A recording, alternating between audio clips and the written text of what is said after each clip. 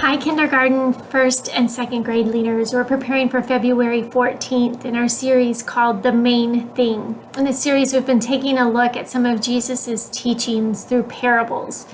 And today, we're going to take a look at one of Jesus's tough teachings. And this is called a tough teaching because for all of us, it is hard to understand that our physical needs sometimes are not our most important needs. And that Jesus teaches in the book of John, chapter 6, that he is the bread of life, and that our need for bread is not for physical bread, but for spiritual bread, for us to understand that Jesus fills us in a very different way than bread would with our life. Something important to understand is this story comes on the heels of him miraculously feeding people.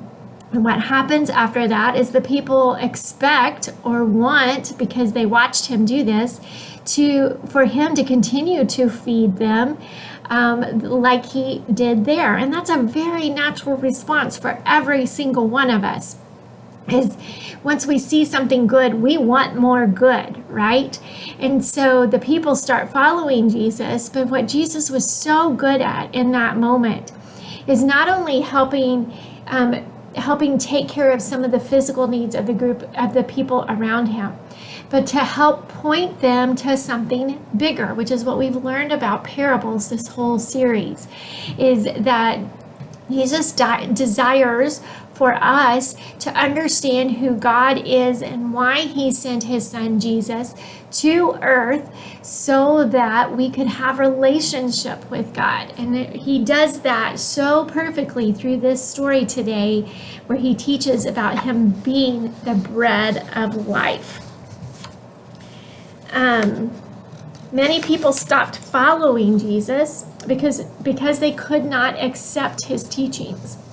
What we see in our lesson today is that through all of this teaching that Jesus is doing, there began to be more and more people that couldn't do this. They didn't understand, or they didn't want to understand, or it was just it was bigger than their understanding.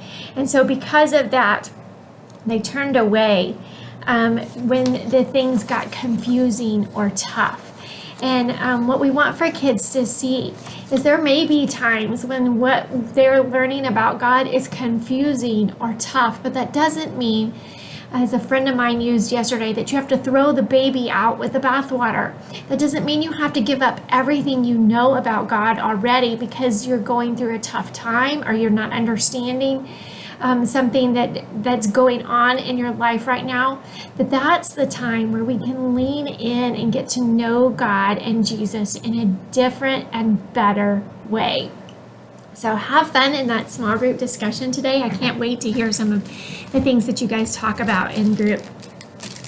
During your small group time, you have a game called Red Light, Green Light, 1, 2, 3. You can look in your leader guide to find the exact instructions, or look on YouTube to find a way to play that game. I was able to watch that online and know that this will be a fun game for you guys to play and doesn't require a whole lot of anybody. Remember, we play these social games so that you can build a relationship with kids. It's also a great time filler if you need a way to fill some time as the day goes on. But I encourage you at some point to play one of these games, because building the relationships, and especially every single week we have had a new family. As long as I have been in children's ministry, we have had a new family. And because of this, we want for those kids to feel welcome and a part of the group. And one of the ways that they do that easiest is by having shared experiences with other people within your group. All right, and then you're going to get to your small group time.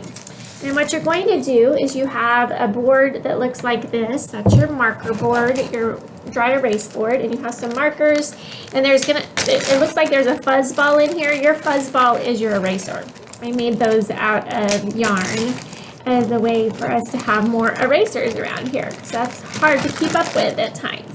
So what you're going to do is you're going to draw a stick figure. Don't laugh at my stick figure.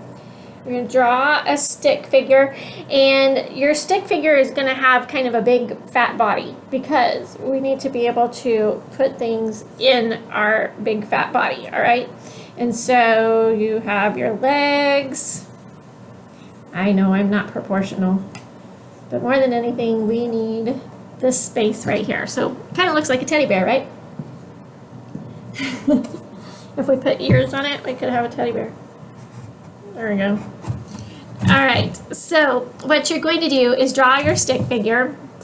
Hopefully yours looks a little better than mine. If not, it doesn't matter. That's not the point. And what we're going to do is talk about, use Genesis 3 as a way to talk about how sin entered the world.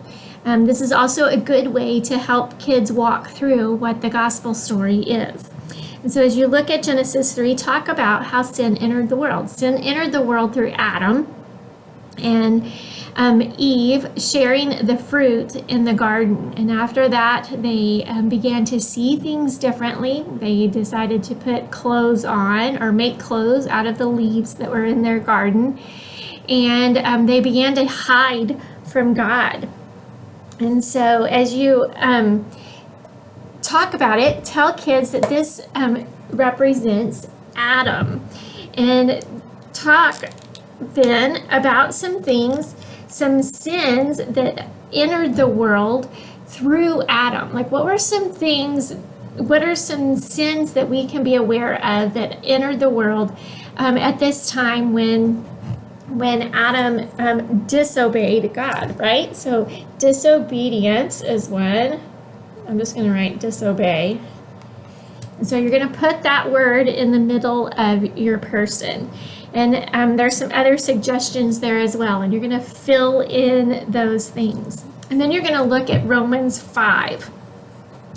And Romans 5 points us to God's grace and how through God's sending Jesus to be our Savior, that all of these things get erased in our life.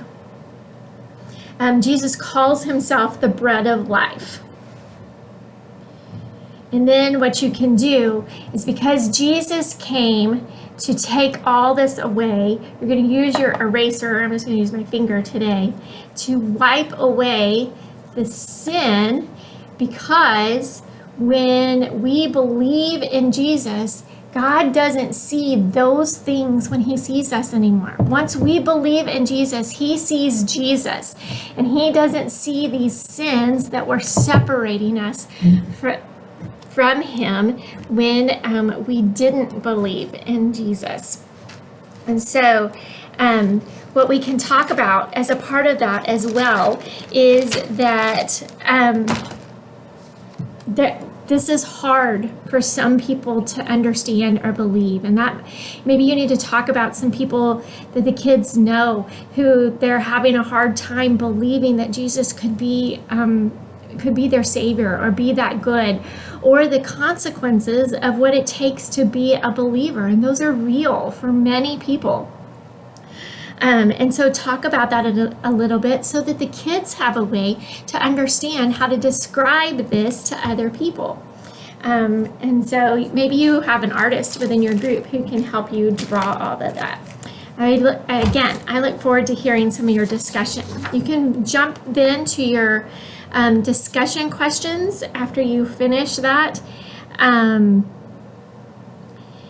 talk about ways that we can understand more about who God is, but also what we can do now that we are believers, and it is everybody's job, if they are a believer, to share the gospel with other people. It is their responsibility to share that with every single person they know, so that they have the opportunity to believe in Jesus as well. All right, and then your key passage activity. Your key passage is Colossians 1:12 through 14. You have a bean bag. You'll also notice on your leader guide, you have some highlighted words. Those highlighted words, as you read that word, the kids are supposed to pass the beanbag and talk about what those words mean, and talk about that in relationship to the lesson we did today. This key passage helps point us to the importance of understanding and believing in Jesus. So have fun with that. You have some coloring pages if you'd like to share that with the kiddos. Thank you so much for leading. Pray with them, and I will see you guys soon.